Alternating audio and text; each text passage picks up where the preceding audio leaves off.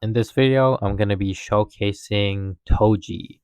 Toji is a secret or exclusive unit that can be obtained from the ticket. If you go to the winter event and you go to shop, the winter town ticket is the first thing you see, and if you read in the description, that's where you're going to get him. Basically, it's Winter Town Act 2. You want to go into your item and then go here, scroll down, and this is where you can use your tickets and try to fight in order to get Toji. If you want a guide on that, I'm sorry, I don't think I can make one because the guide is gonna be stupid, right? You're gonna need like a to be able to solo this mode, you need a very powerful team.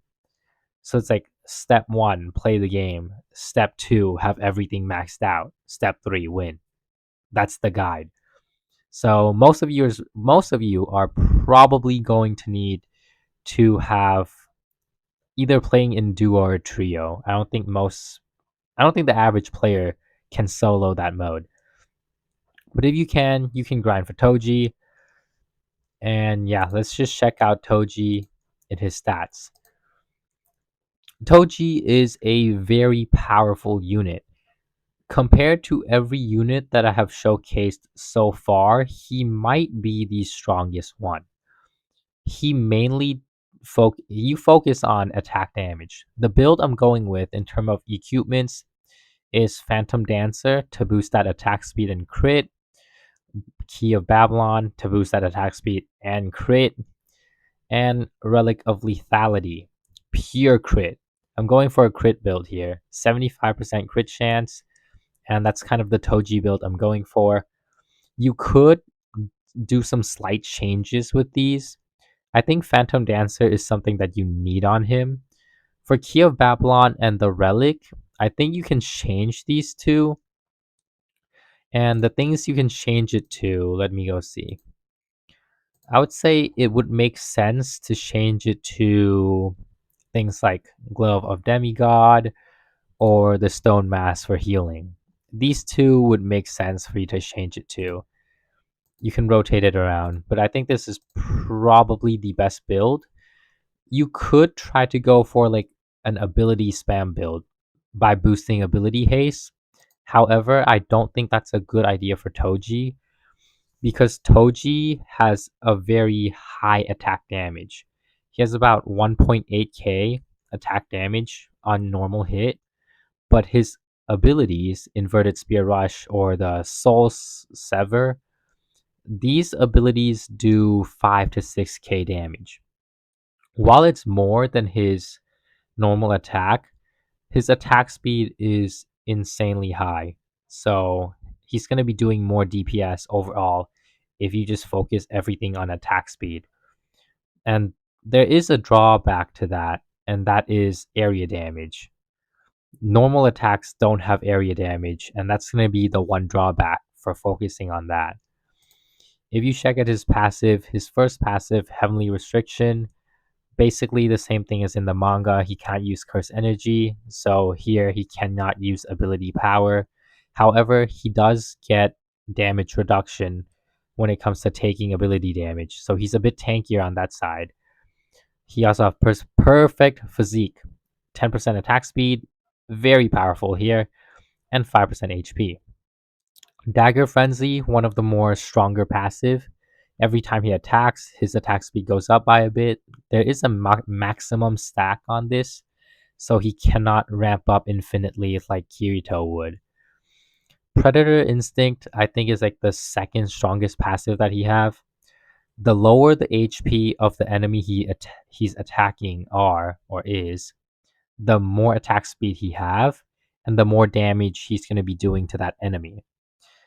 It might not make that much sense. For example, traits like Harvester deal insane amount of damage to low HP enemy, but that doesn't matter because their HP is already like super low. So why would Predator Instinct matter? This matters because the attack speed buff increase is insane, and it works for like units nearby. So right now he has 1.89 attack speed In the actual game, he'll probably have a little bit over 2. But with this passive, the Predator Instinct, his attack speed can easily reach over 7. So he can be doing 7 attack per second easily with this ability on. So it's a very powerful one. Killer Instinct, this is probably his strongest ability. Killing an enemy will heal 10% and gain 10% damage buff for 5 seconds. What's strong about this is killing an enemy heal 10%. If you look at the last passive, Sorcerer Killer, overall enhancement to ability and passive, so it will be more than 10%. I'm not sure how much more, but it's super strong when you see it in an actual game. And his Awakened Power Domain Breaker is just pretty much a simple nuke that does silent. So yeah, that's pretty much the build I have ongoing for Toji. So let's see how he actually performs in an actual game. Alright, I'm going to be playing Extreme Mode. This is Winter Town Act 1. I'm going to place Toji down in the front line, and I'm just going to click Auto Upgrade on him.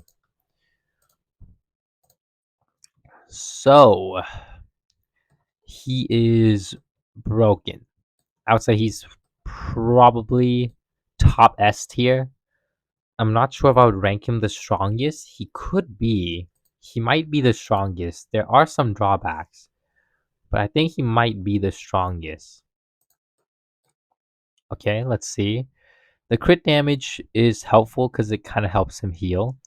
The trait Bloodlust is good on him because the only thing that's not used is the 10% ability power boost that Bloodlust give. Everything else is used. It gives 17 attack damage, which is very high. It also gives attack speed and vampiric, which is very nice. So every time he attacks, he's going to be gaining basically lifesteal. Now, once we hit wave 15, I'm going to lower the auto skip so I can show you the statistic here. So this is him at max level. You can see 1.8k, and his abilities are doing 7k damage, which isn't high when you can see that his normal attack's already doing almost 2k. And if you just look at his attack speed for a second, it went to 7. So his DPS by just normal attack alone is well over 10,000. So doing 7,000 damage using his abilities doesn't really make that much sense to me. That's why I went with this build. Just boost the crit damage, boost attack speed, everything into just normal attack. Alright, let me turn off starting wave 15. Okay, he just crushed everything on his own. Now, if we go to stats here, you can see that at wave 15 he did 2,000 damage. He took 3,800 damage. Since he did 2,000 damage, just for a second, take a guess how much regeneration Toji did. Did you guess 18k? Probably not. His regeneration is absolutely insane. The majority of that regen comes from his passive ability, and a bit of it comes from the trait. Let's look at his regen in this wave. Look at how fast his regeneration goes up. Instantly at 28k, and in that wave, he only did 12k. So in a match that he's doing 12k damage, regeneration's 28k. So I have Vampiric on him, which gives 20% of his damage as HP. So since he did 12k here, he's going to be getting like 2,000 something as back as HP. So around 26k comes just from his passive, killing. Alright, let's go here. He just doesn't die. This unit is very hard to kill because of how much healing he does. He would only die if he can't kill the enemy, if the enemy is too tanky, because then he'll lose his ability to heal. All right, in that wave he did 5k and then 17k here. He took 15k damage, but he regened more, so he has a net gain in HP. All right, let's look here. Let's look at his HP. His HP is going down, and then it just goes up. It just doesn't go down that far. Okay, let's look at his regen here. How much regeneration is he gonna get in wave 20? His HP's taking. Oh, his HP took a big hit, but then it came all the way back instantly. You saw that, right? His HP went to about half, and then it came back to full instantly. You can see that he did 39k healing. How much? Okay, he took 20k damage. That is more than enough damage to kill him. He only has 13k health. So in that round, he took almost doubled his HP in terms of damage. He should have died.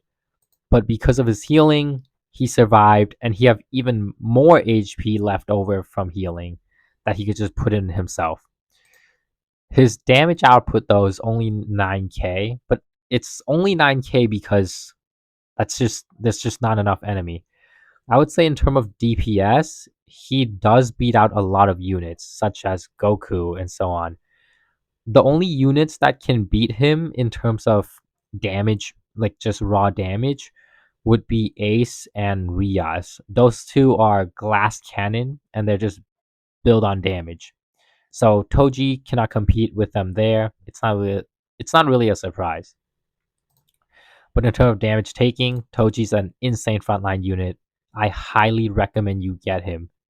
So yeah, that's gonna be it for today's video. I will be making a tier list video maybe tomorrow. I won't be including units like Dio because I don't have him yet. And then there's like banner units like Saber or units from the loot bag, Garp, that I don't have yet. So I won't be including them. But every other units, including one on the banner for the winter, and Toji, Goku, Riaz, Whitebeard, all these units I will be including. So subscribe, like the video, so that you can be ready to check that out whenever I release it. Other than that, have a wonderful day.